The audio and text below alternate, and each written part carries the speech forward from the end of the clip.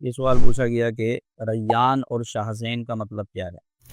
ریان کا مطلب ہوتا ہے سیراب کرنے والا، یعنی کسی کو پانی پلانے والا، کسی کی پیاس بجھانے والا، سیراب کرنے والا۔ ریان ایک جنت کا دروازہ ہے جس سے صرف اور صرف روزہ دار ہی گزر کر جنت میں داخل ہوں گے۔ جنت کے دروازے کا نام بھی ریان ہے جس سے صرف روزہ دار جنت میں جائیں گے۔ تو ریان معنی کے اعتبار سے اچھا نام ہے، لہذا نام رکھنا درست ہے۔ اور دوسرا پوچھا گیا اسی کے ساتھ ساتھ شاہ زین، تو شاہ یہ فارسی کا لفظ ہے، اس کا مطلب ہوتا ہے بادشاہ۔ زین کا یہ عربی کا لفظ ہے، زین عربی کا لفظ ہے اور اس کا مطلب ہوتا ہے زیب و زینت۔ تو شاہ زین کا مطلب ہوگا زیب و زینت کا بادشاہ۔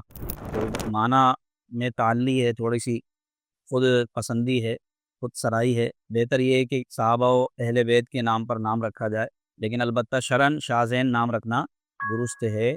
بہتر یہ ہے کہ صحابہ کرام علیہم الرضوان کے ناموں کا انتخاب کیا جائے اور ان ناموں کی برکتیں حاصل کرنے کے لیے ان کے نام پر نام رکھا جائے۔